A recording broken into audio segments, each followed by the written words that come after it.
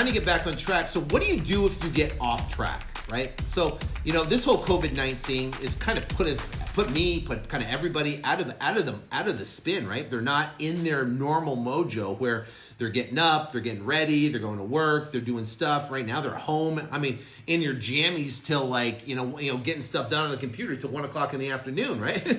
So I personally don't like that. I like to get up, get going, get to shower, go work out, get a shower, off to work, bam, I'm off, I'm going. So what do you do if you get off kilter, especially with all this stuff going on? What can happen is revisit your goals. Revisit, reinvigorate, refocus on, redo your goals. Now, when I had that. But go back to your goals and focus on your goals. Re-engineer your goals and read them every morning, read them every night. Get totally obsessed, focused, zoned in on your goals. And what's going to happen? It's going to invigorate that fire in you to create that massive action. And if you have ridiculous goals, massive goals, and you're thriving, filling your fuel of going out there crushing it, then obstacles will overcome. Then you're going to be like, I don't have money for marketing. I'm scared to spend money on marketing. But listen, you got this massive, gigantic, huge goal that you're obsessed about, and you want to go out there and crush it. Guess what? You're going to find a way to push through it. You're going to get the list. You're going to skip trace the list. You're going to call the sellers. You're going to get rejected. You're going to make offers. They're going to tell you you're crazy. You're going to keep on, and then you're going to find that deal. And that deal is going to be an amazing deal. And the seller is going to be, wanting to sell. And they're going to be super happy that you called them. You're going to sign a contract. You're going to get it under contract. You're going to find a buyer. Those flippers that we're talking about, you're going to position it perfectly. Even if it's not perfectly, you're going to get it done. And you're going to sell that deal. And then you're going to get your first check, maybe second check, whatever it might be. And then you're going to realize that, you know what? I can do this. I can do this. This is essentially not a crapshoot.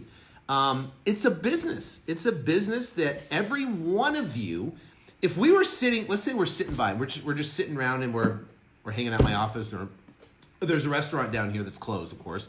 But if we're hanging out, we're just, grabbing a glass of wine, and we're hanging out talking.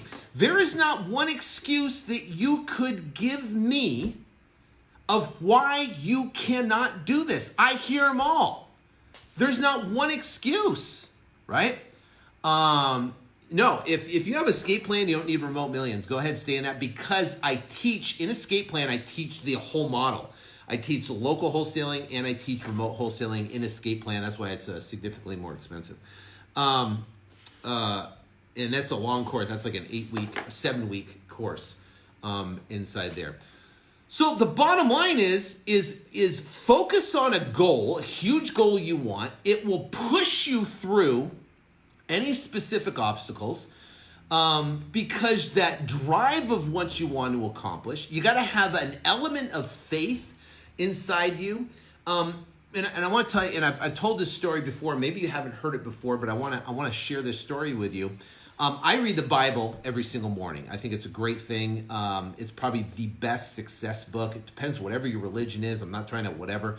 The bottom line is, in the Bible, there's a book called Joshua. Now, Joshua took over for Moses, who passed away, and they're still attempting to go to the promised land.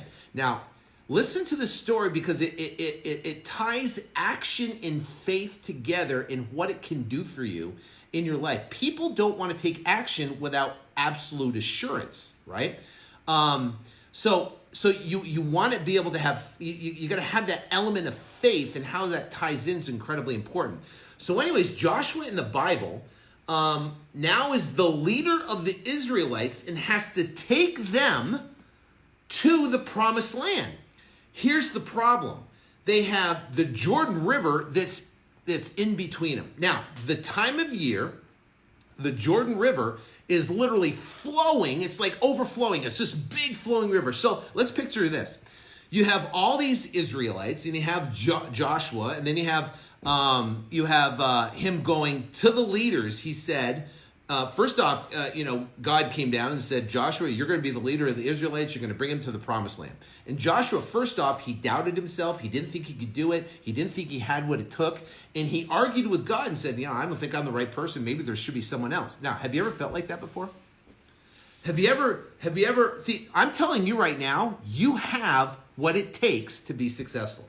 You have what it takes to go out there and crush it. You have what it takes, even during COVID-19 right now, you have what it takes. You have a special talent, ability inside you to go out and become incredibly awesome. That vision in your mind of you seeing yourself, that is a flash, right, of your potential of what you can achieve. The problem is now we have our mind and we go, just like Joshua said to God and said, I don't know, I can do this. What if I can't?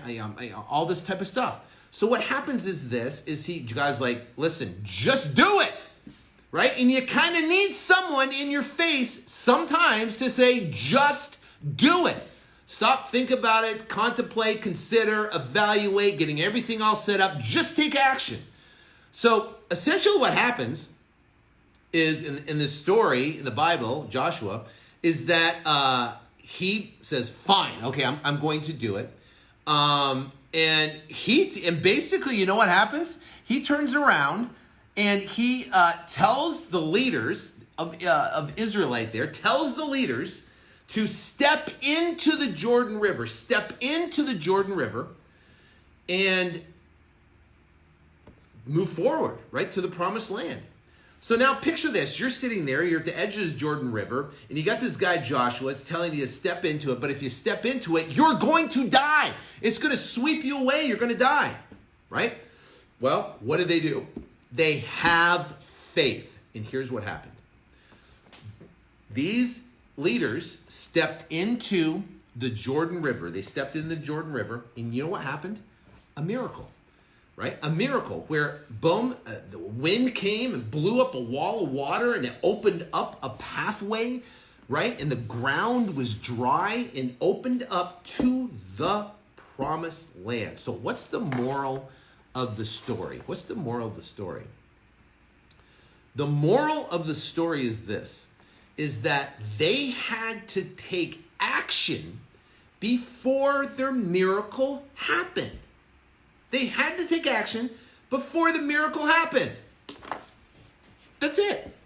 So my question is this to you, and I look at myself every single day, and I go, what action can I take that I have? It's a faith-built action when I don't essentially know something. That was like I don't know enough or fear, right? About what to do, but you have to take action in faith, and it's amazing how it will lead you to something, and your miracle will happen. I mean, it's amazing how that essentially how's that happen. The bottom line is and I'm again a tangent like that because that can change your life. I can tell you that.